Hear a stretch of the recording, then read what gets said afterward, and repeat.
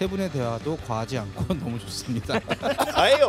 여기 반동 분자 하나 있고 빨갱이 민주 감사합니다. 응원 잘 섹스에 받겠습니다. 과해요. 네. 나는 봤어요. 그럴 수 있어요. 뭐 예를 들어 이런 거예요. 그걸 예를 어떻게 들어- 당신이 봐요? 당신 얘기겠죠. 아니. 그러니까 온 가족이 다 TV를 보고 있더라고. 그래서 내 방에서 이걸 혼자 봐야 되는데 이어폰, 처음에 이어폰. 시작하자마자 막 하니까 신성일이가 아빠가 갑자기 유부녀를 좋아하는 총각 같은 거예요. 그러면 안 됩니까? 남친구 어디 있어? 근데 남친구 저기 뒤에 있어. 근데 따낸 거야. 음. 그렇게 되게 빈번한 게 이루어져요. 그래서 오 주여 이런단 말이야.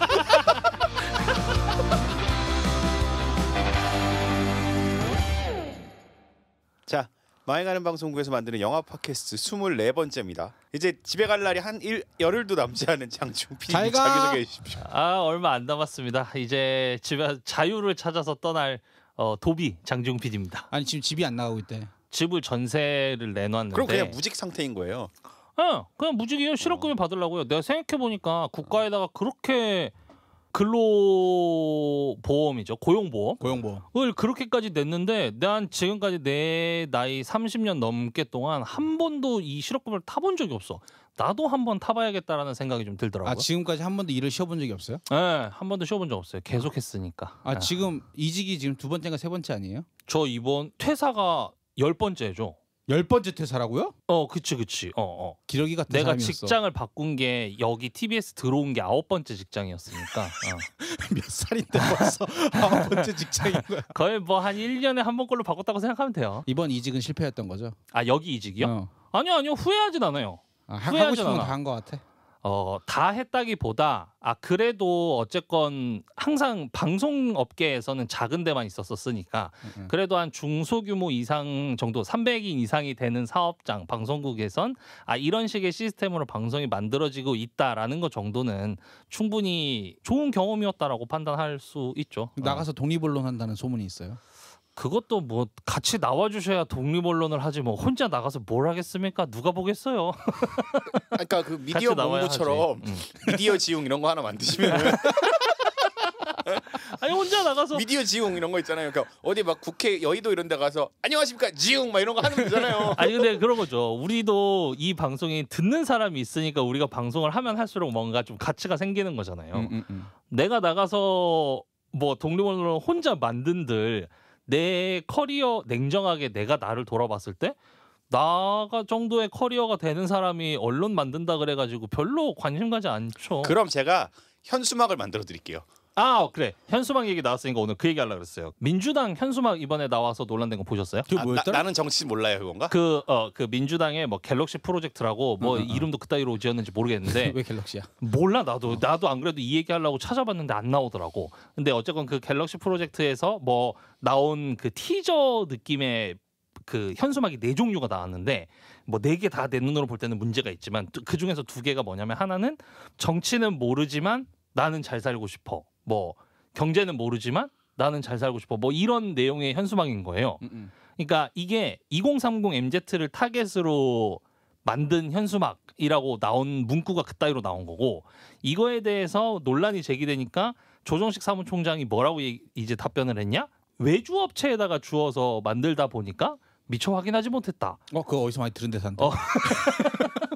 거기서 많이 들었는데. 근데 이게 이제 두 가지 논란점이 있는 거예요. 하나는 메시지가 적절했느냐와 다른 하나는 이게 정당이 낼 현수막이냐라는 거지.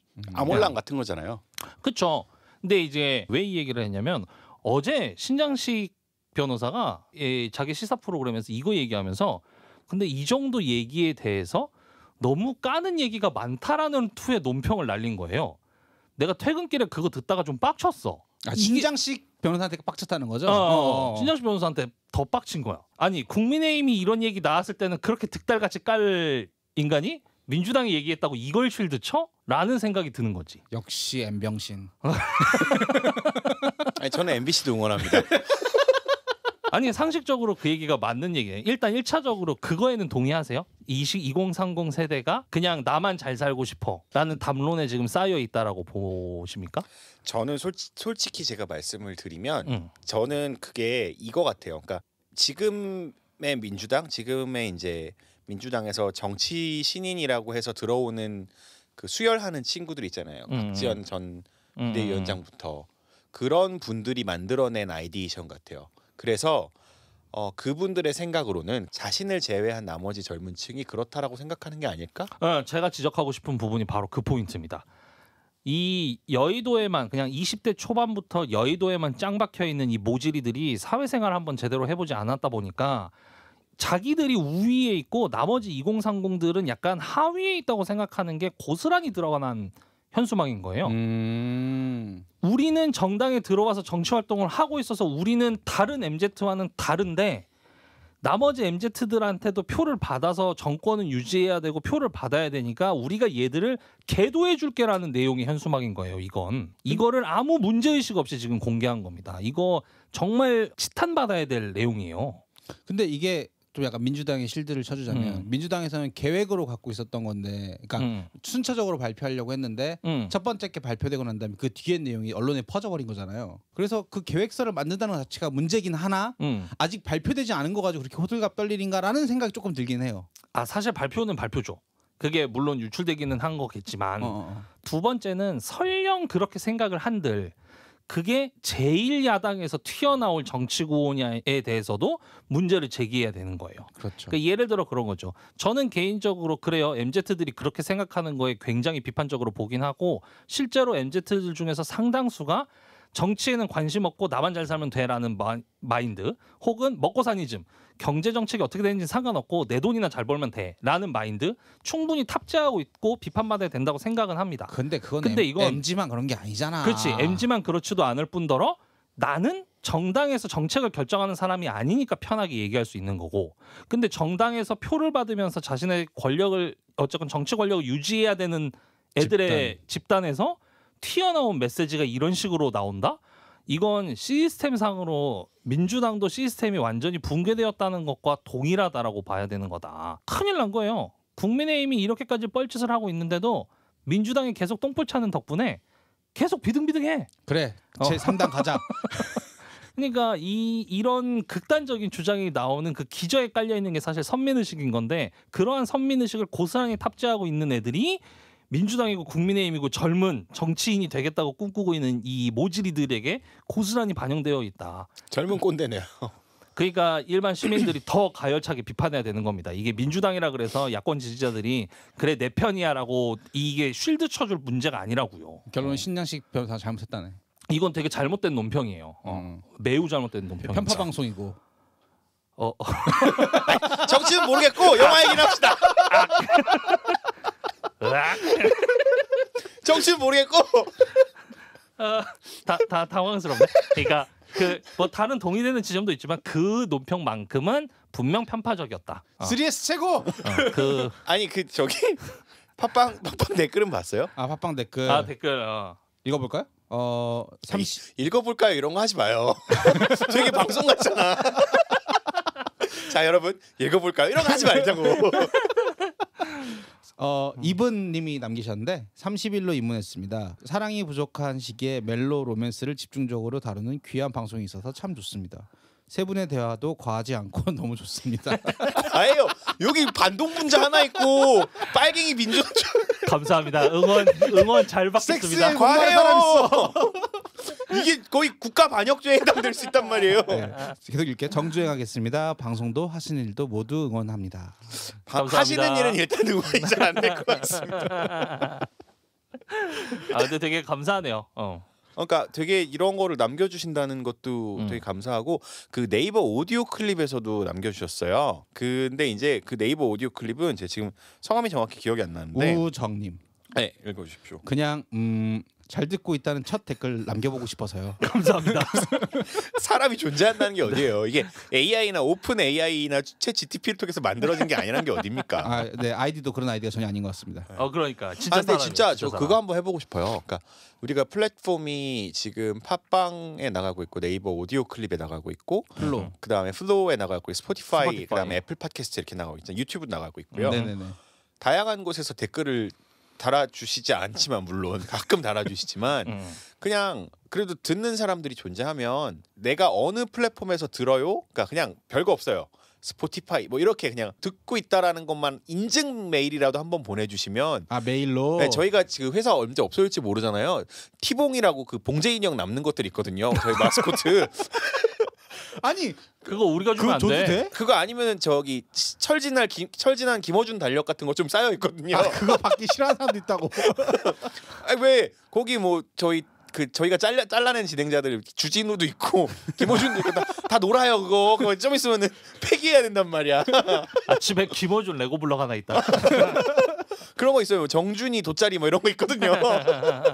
그런 거 어차피 갖다 버릴 건데 보내드리려고? 네, 그러니까 해서 보내주자. 그럽시다. 그러니까 메일로 저희 메일 주소 한번 우리 보내주십시오. 나중에 감사 받는 거 아닙니까? 감사 들어올 수 회사 있어. 물품을 빼는 건데. 뭐가요?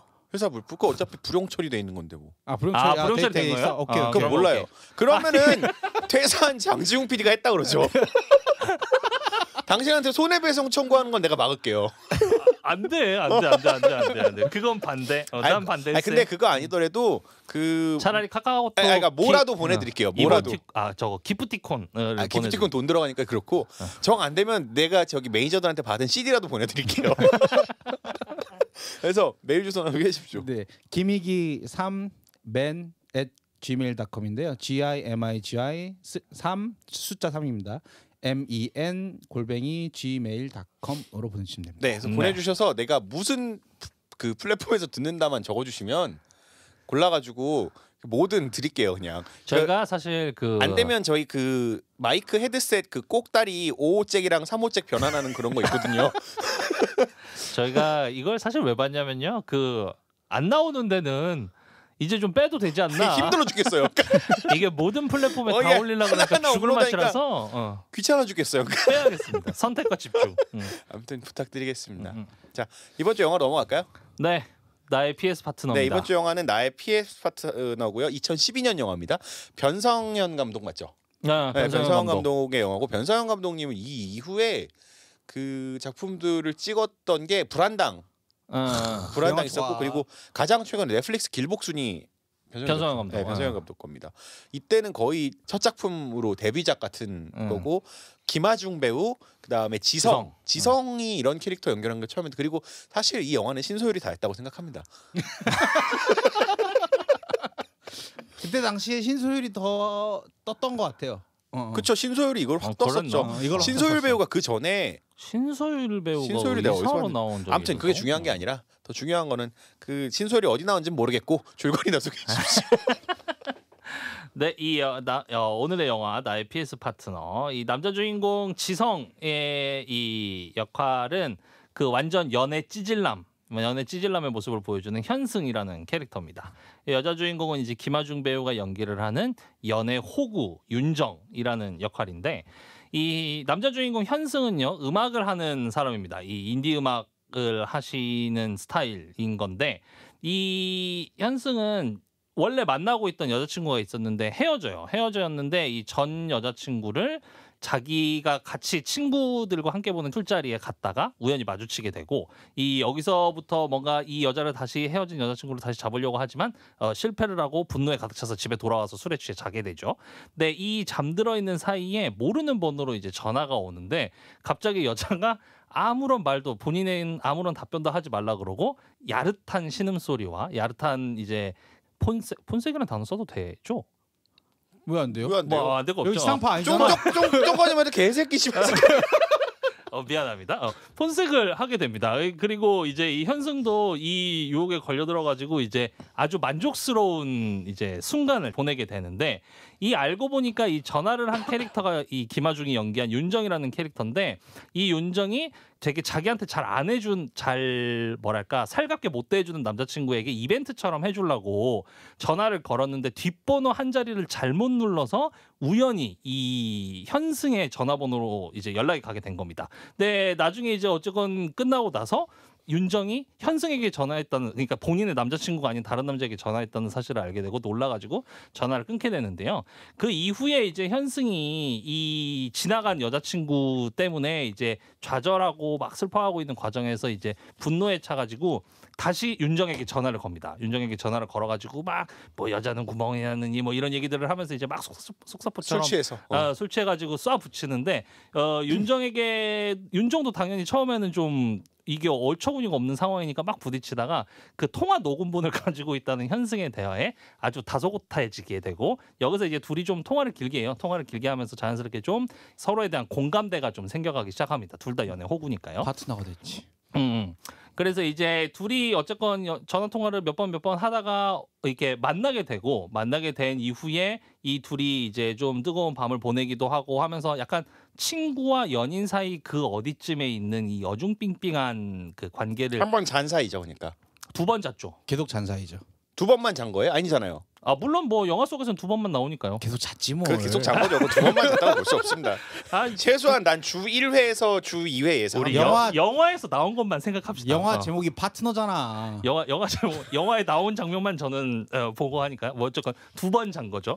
2번을 잤는데 이게 에이, 어쨌건 2번 아니야. 현승은 본인이 어쨌건 계속 윤정에게 알려주었던 정보에 따르면 어쨌건 현승은 이제 헤어진 여자친구를 계속 잡고 싶어하는 상황인 거고. 신소율 배우를 잡고 싶어. 신소율 배우가 그리고 윤정 역시도 그 자기가 지금 만나고 있는 현재의 남자친구와 결혼을 하고 싶어하는 이 딜레마에 사로잡혀 있는 상황이 오는데 결국은 어쨌건 서로가 서로를 배려하는 상황이 되다 보니까 어쩔 수 없이 사실 현승은 현승은 이제 신소율 배우에게 가게 하고 이제 김하중 배우는 그 강경준 배우 그 당시 남자친구 강경준 배우죠. 네. 강경준 배우에게 이제 가게 되는데 이게 시간이 지나고 나서 이 승준이 윤정의 결혼 날 이제 원래는 친구들이랑 여행을 가기로 되어 있었는데 이 여행을 가는 기차 안에서 그 김성호 배우로 나오는 그 친구와 그 친구의 여자친구 간의 대화 속에서 생각해보니까 본인이 이 윤정에게 한 번도 사랑한다라는 표현을 얘기하지 않았다는 사실을 깨닫고 윤정의 결혼식으로 찾아가서 사랑한다는 얘기를 전달하기 위해서 참여해가지고 축가처럼 위장해서 간 다음에 아주 저급한 노래를 부르면서 결혼식을 깽판을 놓습니다. 둘이 만든 자작곡이죠. 그렇죠. 둘의 이야기를 담고 있는 자작곡인 거죠. 깽판을 놓습니다. 그래서 당연히 이제 윤정의 결혼식은 파토가 나고 윤정은 그 파혼된 이후로 성공한 이제 여자 속옷 사업가가 되고 이 되게 놀랍게도 그 이 현승은 이 결혼식 날에 신해철도 축가로 와 있었었는데 이 본인이 부른 저급한 자작곡이 좀 신해철의 눈에 들었나 봐요. 그래서 좋은 작곡가로 이제 성장하게 되는데 시간이 흐른 뒤에 이제 윤정의 친구들이 이러한 스토리를 알고 있다 보니까 윤정의 친구들이 신해철 라디오에 이 현승이 게스트로 출연하는 날에 이렇게 그 뭔가 전화 연결을 신청해서 당첨이 되고 여기서 이제 윤정과 그 현승이 이제 전화로 대화 통화를 하게 만들어 주면서 자연스럽게 이제 방송은 엉망진창이 되지만 이 둘은 다시 만날 수 있는 어떠한 계기가 만들어지면서 영화는 끝나게 됩니다. 맨 마지막에 그 라디오 부스 밖에서 씨발 좋댔어. 난 그 장면이 너무 이해됐어. 그 PD 입장에서는 얼마나 그 위험천만한 순간이야. 욕설로 방심이 한번 가보시죠. 당신은 그 기분을 이 셋 중에 나밖에 모릅니다. 아니 이거는 욕설도 아니야. 진짜 좋댔어의 느낌이 뭔 줄 알아요? 생방 때? 지금 무슨 팬티 입고 싶어요? 딱 그 얘기 나오는 순간 사실상 그냥 밖에서 봤을 때는 씨발. 씨발. 그 기분은 나밖에 모를 거야. 그게 영화 속으로는 되게 로맨틱하게 보이고 저도 이 영화를 보면서 내가 왜 제목만 보고 이 영화를 보지 않았을까라고 되게 후회했었는데 마지막 장면을 보면서만큼은 지성의 편이 될 수 없었어. 이건 방송에서 그러면 안 돼. 그건 PD를 죽이는 일이야. 절대 그래서는 안 돼. 그렇게 하잖아요. 그때 그러면은 다음에 방심이 불려갈 때 한여름에 동복을 입고 가면 됩니다. 진짜 위태로운. 자, 윤영원 PD님 어떻게 보셨습니까? 이 영화 저도 이번에 처음 보는데 약간 연극 보는 느낌이었어요. 영화 그런 자체가. 씬들이 있죠. 약간 연극 같고 찾아보니까 최근에도 연극으로 실제로 이후로 연극으로 리메이크가 됐다고 하더라고요. 이거 연극으로 리메이크 됐어요? 대학로에서 되게 잘 나가는 연극입니다. 그래서 그 여자 꼬실 때 연극 보러 가는 애들의 특징이 3가지가 있어요. 첫 번째는 이제 그 수상한 흥신소. 맞아. 그 다음에 극적인 하룻밤인가? 극적인 하룻밤. 네, 그거랑 그 보잉보잉. 보잉보잉은 몰라. 네, 보잉보잉이라는 시리즈가 있어요. 그거랑 이제 이 나의 PS 파트너 이 4가지를 돌려막는 친구가 있거든요. 모든 여자친구들 기본 연극을 보러 가는데 각 연극이 총 4탄까지 있습니다. 각본이 조금씩 달라요. 그러니까 이게 대학로 연극들은 계속 배우들이 돌기 때문에 그지 1탄, 2탄, 3탄, 4탄을 보고 또 이번엔 1탄, 2탄, 3탄, 4탄을 보면은 새로운 느낌이라는 거예요. 배우들이 다르니까 배우들이 스토리도 조금씩 달라요. 달라지니까. 그래서 그렇게 보는 케이스가 있는데 가장 대학로에서 유명한 연극 4종류. 유보잉보잉, 그 다음에 수상한 응신소, 나의 PS 파트너. 그래서 이 PS 파트너 같은 경우에는 영화, 그러니까 나머지는 다 외국곡이에요. 외국 극본이에요. 아 진짜요? 보잉보잉 같은 경우도 외국작입니다. 근데 이 나의 PS 파트너 같은 경우에는 이야기 플롯이 되게 간단하잖아요. 그렇죠. 그죠. 남자 주인공이 있고 걔가 헤어질 연인이었다가 여자가 전화번호를 잘못 꺼서 서로 사귀는 사이에서 사랑이 무엇인가 깨닫는 사이 뭐 이런 과정인데 그래서 애초에 저는 변성현 감독이 이게 첫 작품이라 그랬잖아요. 애초에 연출 방식도 상당히 영화적이에요. 그러니까 예를 들어서 그 처음에 전화를 하는데 김하중 배우랑 지성 배우가 서로 등을 돌리며 마주 앉아 침대에 있는 그러면서 통화를 하다가 손을 뻗어가지고 두 번째 폰섹스로 넘어가는 장면. 그리고 지성이랑 신소율 배우가 처음에 신소율 배우가 이 음악 언제까지 할 거면서 과거 회상 씬을 해요. 그러면 지성이 거기서 막 신경질을 내면서 움직인단 말이에요. 그런 지성 배우의 액션들이 되게 연극적이에요. 맞아요, 연극적이야. 그러니까 애초에 톤 자체가 연극 톤인 거예요. 영화 톤과 연극 톤은 완전히 다르잖아요. 그러니까 이거는 연극이라는 거를 상정하고 만들었기 때문에 저는 그래서 미장센도 되게 우리가 예전에 했던 그 시라노 연화저작단과 비슷한 미장센들이 되게 많아요. 맞아요. 그 지성의 집이라든지 집 같은 위에 히스테릭이라고 붙여놓은 그런 거라든지 혹은 강경준 배우의 외모도 되게 연극적이잖아요. 맞아. 그래서 아예 애초에 연극을 의도하고 만들었다. 그러니까 연극적인 느낌을 많이 주려고 만들었다라는. 그리고 김하중이 그렇게 유혹을 하고 있는데 거기서 딱 끊고 나 일하러 가야지 하는 사람이 말이 됩니까? 말이 될 수 있죠. 이해할 수 그게 우리가 김하중 배우로 봐서 그렇지 사실 실제로 그런 커플들을 저는 많이 봤던 것 같아요. 대부분 그런 커플들이 되죠. 오래 사귀게 되면은 여자친구가 그렇게 옷을 바꿔 입고 왔는데 네. 나는 봤어요. 그럴 수 있어요. 뭐 예를 들어 이런 거예요. 그걸 어떻게 당신이 봐요? 당신 얘기겠죠. 아니. 그러니까 아는 사람 내가 그 장면을 본 게 아니라 이제 그런 걸로 고민을 토로하는 얘기를 많이 그렇죠. 들은 거죠. 남자 쪽에서 뭐 양쪽에서. 그래서 이 영화는 솔직히 저는 그냥 쓰레기들의 향연이었어요. 그렇죠. 냉정히 모두가 보면 쓰레기고 모두가 쌍년이고 모두가 개새끼였었단 말이에요. 유일하게 저는 이 영화 속에서 개새끼가 아닌 딱 하나의 주인공은 신소율 배우입니다. 아니야, 신소율도 개새끼지. 아니, 신소율 배우는 그렇지 않아요. 왜냐면 오케이. 왜 헤어져 놓고 와서 흔들어 제껴? 들어봅시다. 왜냐면 그러니까 그거는 신소율 배우는 어쨌든 맺고 끊음이 있었어요. 아니야. 헤어지고 만났어요. 근데 그립잖아. 그럼 다시 찾아갈 수 있는 거지. 일단 첫 장면부터 헤어진 지 83일 만에 새 남자아이의 차를 타고 그렇게 다닐 정도의 관계가 되려면 사전 작업이 있어야지. 당연히 있지. 당연히 있는데. 근데 그거는 나는 일단은 제가 지난주에 우리가 세상에 대한 관심을 끊지 말고 계속 정치에 대해서 관심을 가져야 된다는 이유로 벽에 대고 욕이라도 해야 된다는 얘기를 하면서 그렇게 정치 혐오로 돌아서게 되면 나쁜 놈짜리가 마이너스 10짜리 나쁜 놈이 있고 마이너스 2짜리 나쁜 놈이 있는데 이들이 다 똑같아져 버린다라는 거잖아요. 근데 신소율 배우는 여기에서 마이너스 한 마이너스 2 정도예요. 김하중이나 사실 지성이 마이너스 10이었기 때문에 신소율은 그거보단 좀 덜하다는 거죠. 그렇게 따지면 강경준은 뭐 마이너스 100을 줘야 되는 건가? 아니요. 전 강경준이 오히려 마이너스 한 4, 5? 난 영화 보면서 가장 개새끼가 강경준이라고 봤는데. 왜 가장 개새끼가 강경준이에요? 본인이 즐기고자 하는 건 다 즐기면서도 더 그래도 사회적으로 이 뭐랄까 자기가 편안한 결혼 생활을 꿈꾸는 여자와 결혼을 하려고 시도하는 태도가 아주 전형적인 연애에 있어서의 개새끼다. 그것뿐만 아니라 그 중간중간에 뭔가 감정적으로 둘이 부딪히려고 할 때마다 항상 주장하는 게 싸우기 싫어서. 싸우기 싫어서. 그게 나는 연애 관계에 있어서 가장 나쁜 태도라고 생각하거든요. 최악이죠. 가스라이팅이에요 사실. 길들이기의 현상이라고 생각을 하는데. 그거 길들인 거야. 그래서 강경준은 나는 못해도 팔은 줘야 된다고 생각해. 마이너스. 강경준. 저는 강경준이 그래도 나중에 프로포즈를 했으니까. 아니지. 아니야. 그것도 그날 프로포즈를 하려고 한 게 아니라 의심되는 그 전화를 스피커폰으로 받았는데 지성이 되게 임기응변을 잘 해줘서 커버를 잘 쳐주고 나서 그러고 나서 본인이 생각하는 조건에 맞으니까 그제서야 프로포즈를 한 거잖아. 그렇죠. 근데 그러면 더군다나 프로포즈를 할 때 뭐라 그랬어? 이걸로 너의 기분을 풀어줄 수 있을지 모르겠지만 아니 저는 강경준도 개새끼인데 김하중과 강경준 둘 중에 누가 더 나쁜 사람인가? 강경준. 아 그래요? 어쨌든 김하중은 강경준은 그 후배와 계속 만났는지 아닌지를 알 수 없어요. 근데 강경준은 김하중을 사랑하지 않은 건 맞아요. 아니 강경준은 그 후배랑 계속 만났다고 볼 수밖에 없는 게 결혼식장에서 같이 있는 자리에서는 항상 나오잖아. 그 김하중을 데리고 술을 먹는 자리에도 그 후배는 있었고 결혼식장에도 있었고. 그럼 개새끼가 맞습니다. 개새끼가 맞잖아. 씨발새끼네 진짜. 그리고 맨 마지막 장면 생각해봐. 그 후배가 사귀는 자기 회사 선배가 있었단 말이야. 맞아. 그거 알매도 불구하고 잔 거잖아. 아 개새끼네요. 강경준 개새끼예요.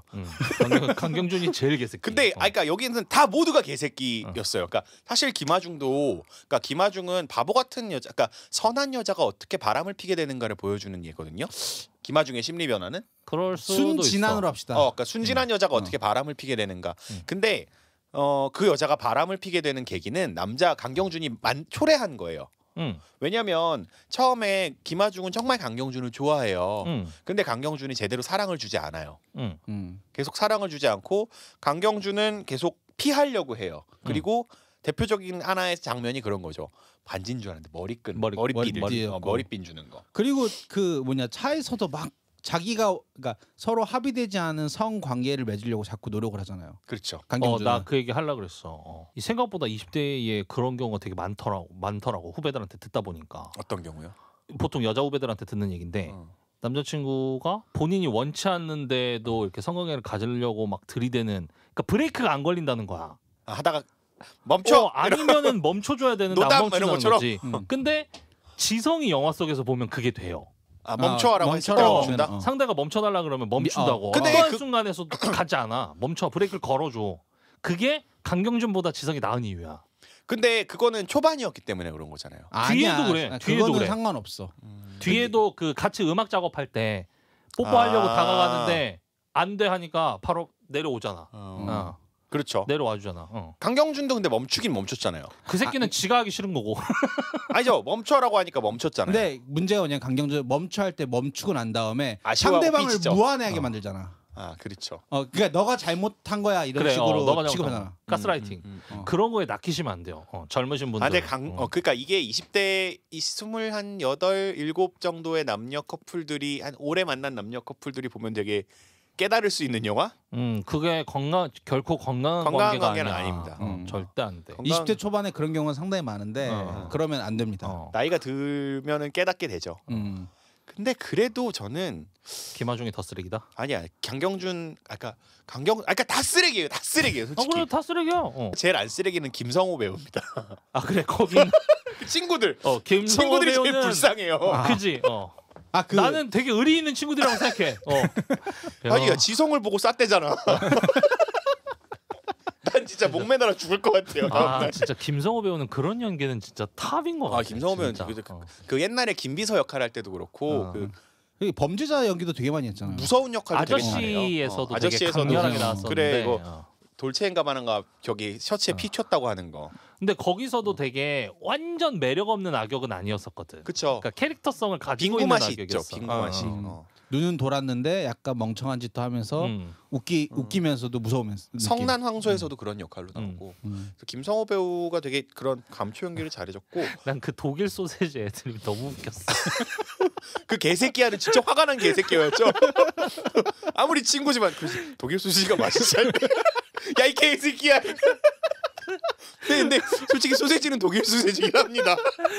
진짜 왜 얼마나 소세지가 왔으면 프랑크푸르트겠어요. 진짜 내려놓고 영화 보다가 그 지점에서 제일 크게 터졌던 것 같아. 아니 나는 이 영화 볼 때 되게 힘들었어요. 오랜만에. 왜? 난 딱 보면서 되게 좋아할 것 원래 같은데. 이 영화 집에서 혼자 봤어요? 그러니까 원래 문 닫고 녹음이 봐야지. 나는 오늘인지 몰랐어요. 한 며칠 후인지 천천히 봐야겠는데 갑자기 오늘 날짜를 잡았다는 거야. 어저께 집에 가니까 저녁 8시인 거야. 온 가족이 다 TV를 보고 있더라고. 그래서 내 방에서 이걸 혼자 봐야 되는데 처음에 시작하자마자 막 하니까 아빠가 갑자기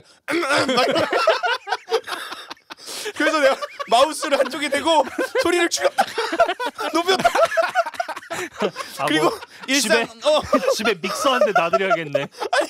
일상 대화톤이 나오면 또 안 들려요. 소리 립바이 키워오는데 갑자기 또 폰섹스를 해. 마우스로 막. 정말 힘겹게 사시네요. 그래서 되게 힘들게 봤는데 그래도 재미는 있었습니다. 그리고 신소율 배우가 이렇게 노출신이 많은 건 사실 몰랐어요. 저도 진짜 몰랐어요. 여긴 거의 그냥 다 귀여운 이미지 그런 이미지로만 저는 인지하고 있었는데 여기는 거의 플로출로 나오더라고요. 김하중 배우는 거의 노출이 없고. 근데 난 오히려 그게 좀 아쉬웠어요. 그러니까 저는 신소율 배우를 어디서 처음 눈에 띈다라고 알게 됐냐면 응팔 때였거든요. 응팔 때 뭘로 나와요? 그 저기 뭐야 은지원 여자친구. 은지 맞아.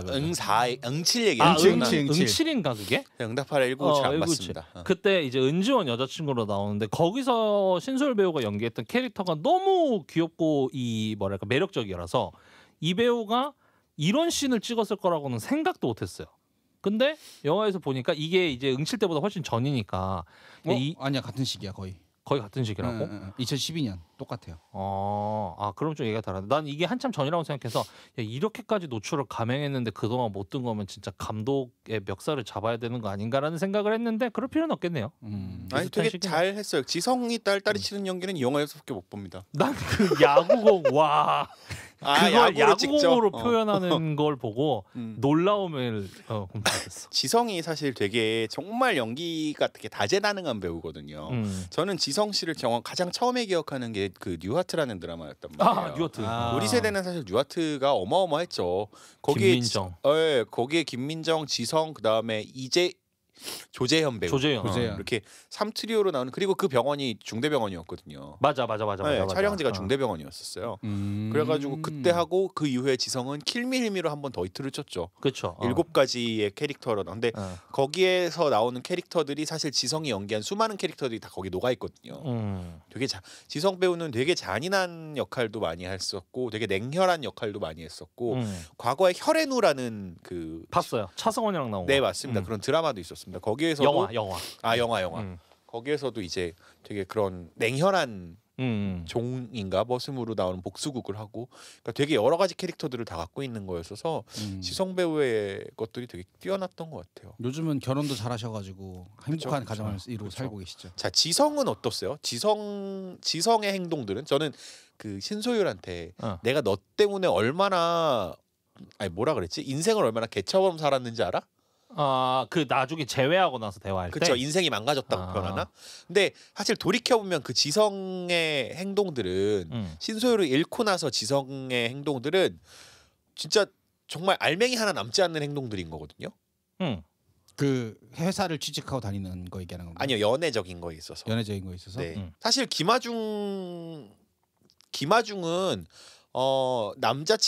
남자친구로부터 받지 못하는 사랑을 지성으로부터 얻으면서 김하중 자체는 되게 자존감이 올라가죠. 자존감이 올라가요. 근데 지성은 그 사람이 남자친구가 있는 것을 알면서도 김하중에게 빠져들어가면서 김하중을 쫓아다니는 거거든요. 그러니까 그 관계에서는 지성이 을이고 김하중이 갑이에요. 사실은. 그렇지. 심리적 관계에서는.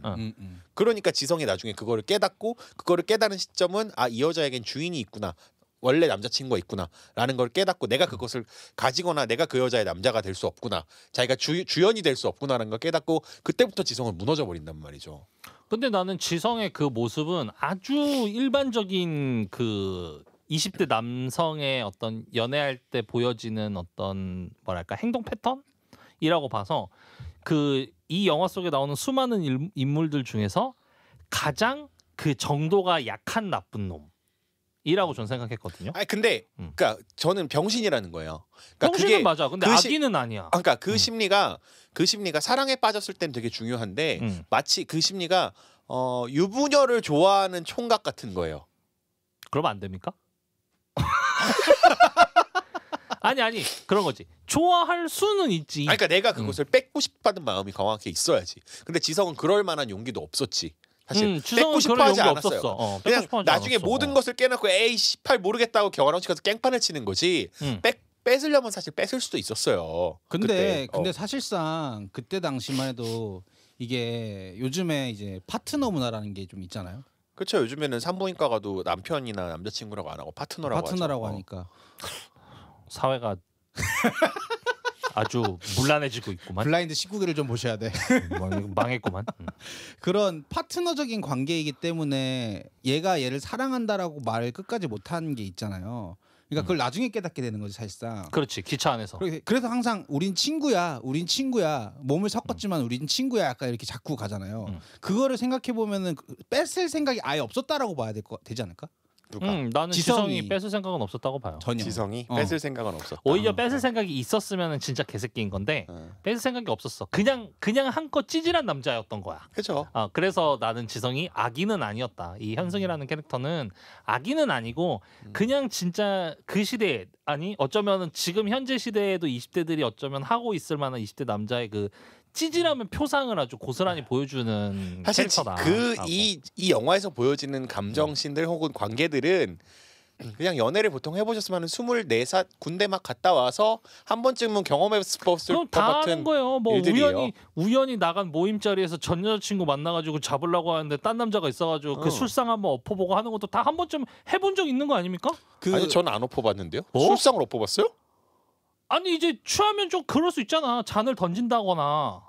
추한 모습을 보인 적은 있죠. 추한 모습을 보인다거나 뭐 술 취해가지고 찾아가가지고 문 열어달라고 문을 두드려 본다던가. 전화를 한번 걸어보고 전화를 걸어본다던가. 끄는 담배를 쥐어보거나 뭐 이런 건가요?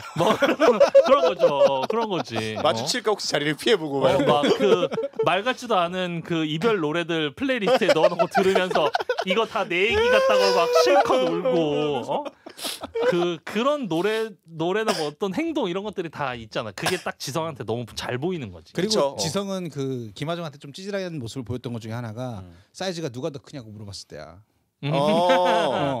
23cm.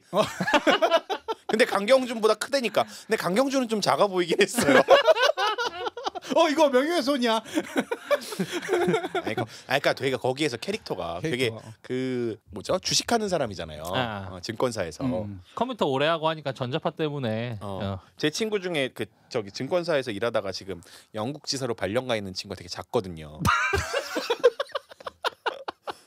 그 어차피 아예 안 들으니까 상관없어.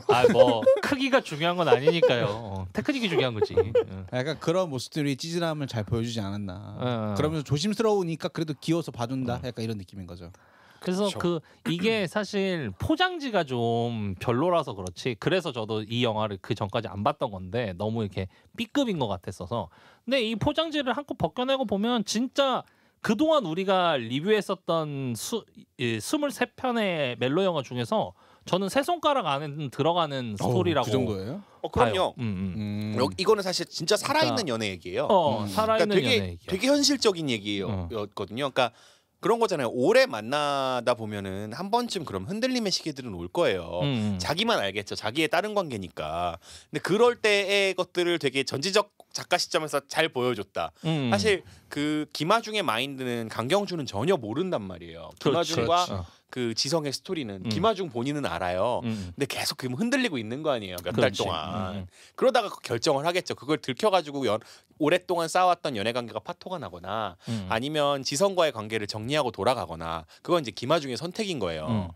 근데 이제 이거를 전지적 관점으로 이제 보여주니까 이런 면도 보여주고 저런 면도 보여주는 건데 결국 지성이 포기한 거거든요. 이 관계는.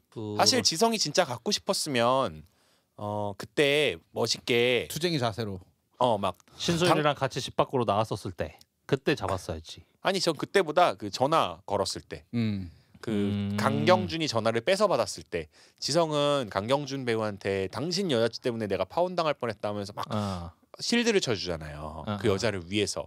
근데 그 여자를 위해서인데 궁극적으로 그것이 자신을 위한 길은 아니었다는 거죠. 근데 만약에 거기서 밝히고 아니요 그게 더 그랬으면은 최악이었을 것 같아. 오히려 김하중이 그 사람 안 만나. 그렇지 다시. 못 만나지. 그러니까 둘 다 안 만나. 김하중은 근데 어차피 둘 다 만날 수가 없어요. 아니야 김하중은 나는 내가 딱 그 울컥했던 포인트가 딱 그 지점이었는데 그 김하중이 어쨌건 그 한창 혼수 가구 보다가 차 끌고 가잖아요. 그 현승의 집 앞으로 가서 딱 내려서 현승을 만나서 이제 얘기를 하려고 했는데 같이 신소율이 나오는 순간 만약에 그때 그 타이밍이 아니었다면 그 다음 날 만약에 찾아갔거나 뭐 해서 혼자 있는 상황에 갔다면 얘기가 달라질 수도 있었을 그렇죠. 텐데. 사랑은 기본적으로 타임이에요. 그러니까 모든 연애는 타이밍이거든요.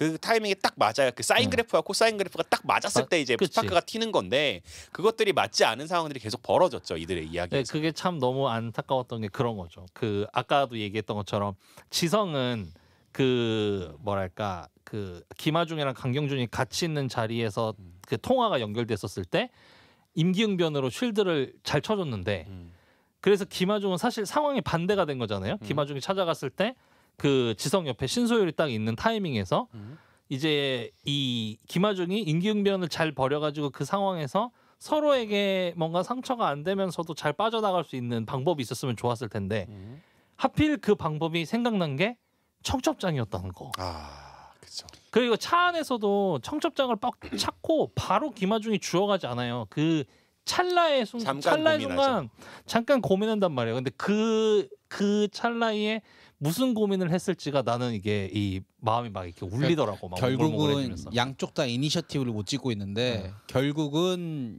이 지성이 최악의 날 결혼식 날 그 이니셔티브를 친 거죠. 근데 저는 왜 그들이 이니셔티브를 쥐지 못했냐는 둘 다 당당한 관계가 아니었기 때문이에요. 그렇지. 애초에 둘 다 서로를 당당한 관계로 만나지 않았기 때문이에요. 근데 이거는 바람이었기 때문은 아니에요.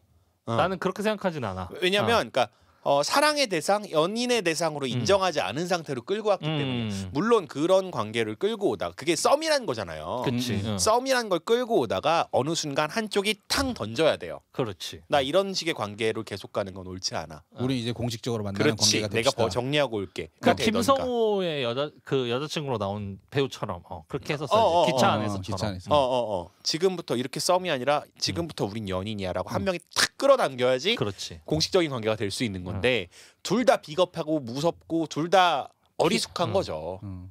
이니셔티브에 있어서는 강경준이 난 것 같아. 아니 그거는 폭력적이야. 그거는 이니셔티브가 아니야. 그건 싸우자는 거지. 한타하자는 이니셔티브지. 아니 그런 맥락이 아니라 강경준 배우는 잡은 물고기라고 생각했던 거예요. 그치. 지속적으로. 그렇지. 그래서 얘는 어차피 내 거. 얘는 어차피 내 거예요. 근데 나는 마음이 식었어요. 근데 얘가 가지고 있는 여러 가지 조건, 얘가 가지고 있는 순정적인 거. 순정적인 그러니까 것? 내가 내 마음대로 컨트롤할 수 있다라는 그거. 그렇죠. 그래서 심리적 지배 상태가 된 것이고 그렇지. 그러다 보니까 이거가 아닌 다른 곳에서 연애의 맛 그런 것들을 찾잖아요. 다른 후배를 그렇지. 통해서. 다른 후배를 통해서. 근데 그렇다고 이 여자를 버리진 않아요. 갈아타진 않는 그러니까 거예요. 더 쓰레기라는 거야. 그러니까 쓰레기 그러니까, 나쁜 거죠. 아무튼 사내 연애가 제일 위험합니다. 근데 어쨌건 이 영화가 사내 영화. 왜냐면 그치, 김하중과 거기도 사내 연애였고 그렇죠. 이 후배랑도 사내 연애였잖아. 그렇죠. 아니 근데 뭐 인간이 생각해 보면 잠자는 시간을 제외하곤 가장 오랜 시간을 직장에서 보내는데 직장에서 젊은 남녀가 눈이 맞는 것 정도야 뭐 충분히 있을 수 있는 일이라고 저는 생각합니다. 사내 연애 할 수 있죠. 근데 꼭 거지 같은 남자, 거지 같은 여자랑 그러니까 만나면 문제가 장소가 되는 중요한 거지. 게 아닌 것 같아요. 그러니까 교회에서도 되게 많이 만나잖아요. 교회나 성당에서. 갑자기 성스러운데 너무. 아니 진짜 아니, 되게 잘 만나요. 성당 교회는 어마어마해요. 정글이야 정글. 얘랑 제가 성당을 되게 나가다가 안 나가다가 자주 한단 말이에요. 그래서 갔는데 얘네들이 분명히 커플이었어요 내 기억에. 그래서 남자친구 어디 있어? 근데 남자친구 저기 뒤에 있어. 근데 따낸 거야. 그렇게 되게 빈번한 게 이루어져요. 그래서 오 주여 이런단 말이야. 오 주연은 뭐야? 아니 진짜로. 그래서 근데 그 장소는 중요하지 않고 저는 사람이 중요하다고 생각하거든요. 그렇죠. 사람이 중요한 거예요. 사람이 제일 중요하죠. 어디나. 근데 그렇기 때문에 강경준은 너무 쓰레기였었고 그게 이제 이 영화에서 나온 건데 사실 강경준이 쓰레기였다고 욕하기에는 저는 김하중도 잘못이 있다고 생각을 해서. 김하중도 잘못이 없다고 하진 않았어요. 근데 강경준이 제일 쓰레기다라는 거고. 근데 그 생각 안 들었어요. 어차피 일단 허정 선배가 결혼은 안 했으니까 그 여은 선배 우리는 결혼을 했잖아요. 네네. 근데 이런 뭔가 무섭다, 뭘 물어볼지. 전화로만 연결된 어떤 이성 친구가 있었으면 좋겠다라는 생각은 안 들던가요? 결혼을 했든 연애를 하는 연애 상대는 있는데 사실 우리가 연애 상대 혹은 결혼 상대에게 모든 걸 오픈할 수 있는 건 아니잖아. 그러니까 그 김하중이랑 지성도 중간에 그런 얘기를 하지만 그 관계를 계속할 수 있는 거는 익명성 때문이 아닐까라고 김하중이 처음에 지성이 만나자 그랬을 때 그런 얘기 하잖아요. 우리가 얼굴을 보지 않았기 때문에 할 수 있잖아. 그러니까 실제로 얼굴은 모르지만 어쨌건 그런 얘기를 할 수 있는 이성 친구가 있었으면 좋겠다. 있었으면 어떨까? 만나지 않고. 난 고민. 난 그런 생각 해본 적 없는데. 빠져나가네. 저도 그런 생각. 왜냐면 연애할 때도 맨날 저녁에 와이프랑 통화했기 때문에. 아니 나도 와이프랑은 통화는 하는데 그거랑 이거랑은 다르지. 웬만한 건 다 와이프한테 다 그러니까 약간 오피스 와이프, 오피스 허스밴드 같이. 저는 그러지 않습니다. 저도 모르겠습니다. 이건 아니고. 발 빼야겠다. 큰일 나겠다. 잘라줘요 이 부분. 그러니까 그런 거지. 우리 예를 들어 와이프랑 다른 직종에서 일하는 사람, 같은 직종이면 또 모르겠는데 다른 직종이면 내가 하는 일에 일거수일투족 A부터 Z까지 다 설명하는 건 피곤하기도 하고 어렵기도 하잖아요. 그러니까 이제 일적으로는 또 잘 맞는 어떤 이성 친구가 있으면. 그럼 장지용 PD한테 필요한 건 뭔지 아세요? 뭐요? 허입니다. AI. 사만타가 필요한 거야. 그래 비서가 필요하네. 사만타가 필요한 거야. 어떻게 여기 앞주머니에다가 핸드폰 놓고 한 바퀴 돕니까? 내가 이 영화를 보고 너무 몽글몽글해졌나 봐. 이 영화 너무 근데 되게 재밌었어. 아름다웠어요. 뭔가 아름다운 느낌은 확실히 있었던 것 같은데 그건 확실합니다. 그러니까 30대가 넘어서 혹은 결혼을 한 이후에 저렇게 하잖아요. 그럼 소송에 들어갑니다. 그래서 이 영화를 봐야 되는 거는 20대 초반에서 중반이지. 맞아요. 결혼을 앞둔 사람들이 이 영화를 보고 착각을 하시면 큰일 나요. 지금 저거 100% 소송 좀 상간녀거든요. 그러니까 저렇게 되면은 아니야 식장 들어가기 전 뭐 만약에 걔들이 식장 들어가기 전에 도장 찍기 전에 하면 상관없어. 도장 찍기 전이면 상간녀는 아니에요. 그러니까 만약에 강경준과 김하중이 결혼을 한 상태다라고 결혼을 하면 한 상태면 문제가 되겠지. 그럼 지성은 최소한 5천에서 1억 정도의 손해배상은 물어야 될 거예요. 그 내용이 내 안의 모든 것 같은 곳에서 나오잖아요. 그렇죠. 30일 후 거기서도. 그렇죠. 그리고 이제 그 김하중 배우는 귀책 사유에 대해서 위자료를 한 푼도 받지 못할 겁니다. 그렇지. 그러니까 이게 만약에 둘이 부부라면 강경준이 부부라면 김하중이 제일 나쁜 사람이 되는 거지. 그렇죠. 근데 어쨌건 영화 속에서는 아니었으니까. 그렇죠.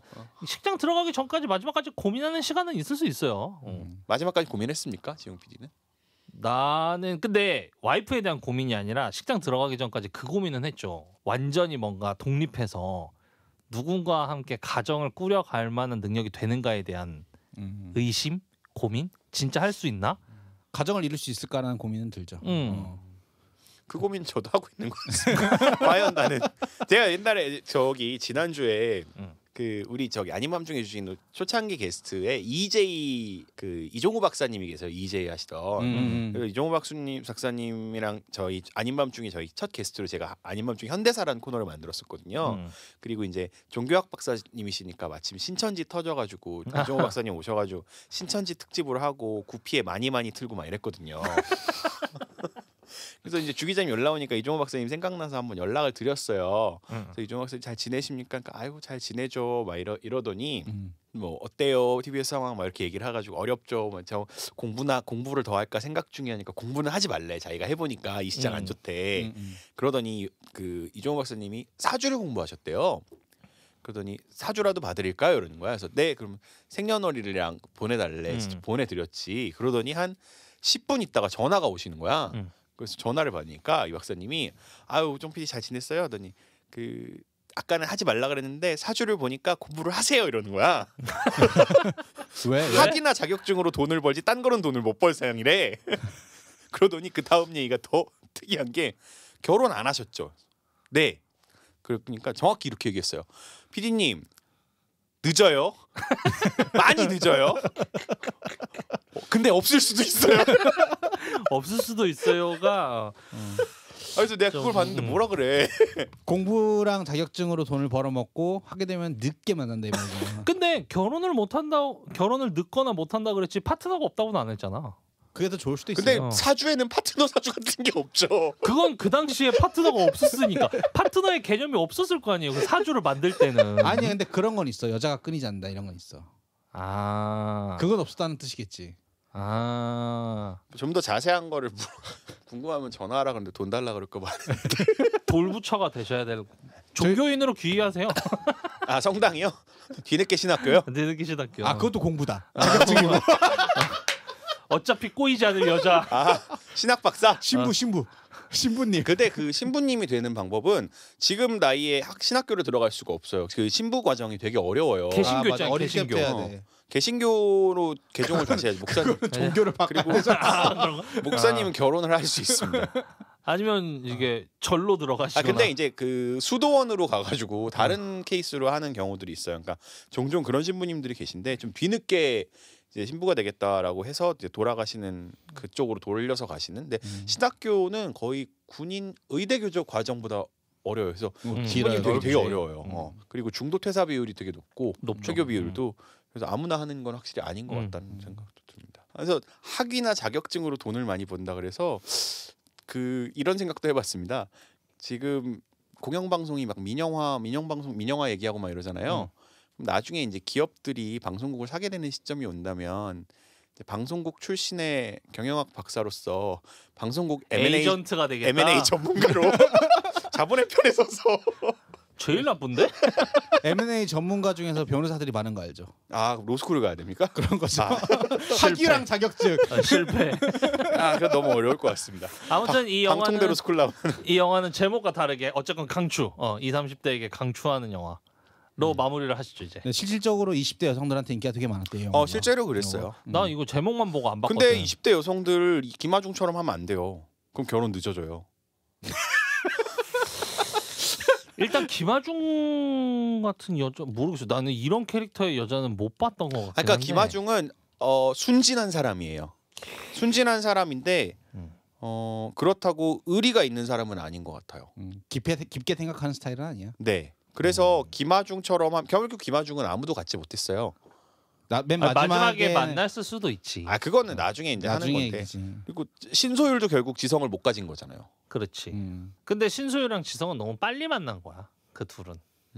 너무 빨리 만난 거야. 훨씬 시간이 흐른 뒤에 만났어야 된다. 훨씬 더 둘이 서로 다듬어지고 나서 만났었으면 둘이 잘 살았을 거야. 그렇죠. 좀 다듬어지지 않은 상태에서 만났죠. 너무 한번 헤어지면 다시 못 붙어. 물론 다시는 못 붙죠. 그러니까 그 사람마다 그 타이밍이라는 게 있는 게 단순히 그냥 마주치고 헤어지고 할 때의 타이밍만 있는 게 아니라 만나더라도 이게 서로를 얼마나 이렇게 받아들일 수 있느냐, 관계를 만들어갈 수 있느냐의 타이밍도 분명히 있는 것 같아요. 그러니까 같은 사람이더라도 20대 초반에 만났을 때와 20대 후반에 만났을 때가 다른 그런 경험 없으세요? 그 우연히 헤어졌던 사람이랑 다시 만나서 뭐 술자리나 이런 데서 얘기를 하다가 난 다시 상종 안 하는데. 지금 만났으면은 더 잘 통했겠다 싶은. 전 한 번도 마주친 적이 없어요. 상종을 안 해요. 다 연애 고자들이세요? 아니 만날 건덕지가 없어요. 아니 살다 보면 우연히 마주치는 경우들이 있던데. 없던데? 그래요? 가끔 인스타 통해서 연락이라기보다는 연락이 옵니까? 알게 될 뿐이지. DM 와요? DM은 안 오지. 결혼식 날 축하 받았어요? 아니요, 안 받았어요. 안 넘어오네. 그래서 서로 더 죽기 전에 마무리합시다. 괜히 꺼냈네 이 얘기. 참 정말. 다음 주에 뭐 봅니까? 다음 주에 뭐 볼까요? 옛날 대만 영화 말할 수 없는 비밀? 나 이거 언제 봤지? 왜 별점 5개나 줬지? 아니면 냉정과 열정 사이 할래? 냉정과 열정 사이 괜찮죠? 네. 일본 영화? 일본 영화. 냉정과 그래요? 열정 사이. 우리 처음 해봐야 돼. 일본 영화는. 다음 주 영화는 그럼 냉정과 열정 사이. 안녕. 안녕.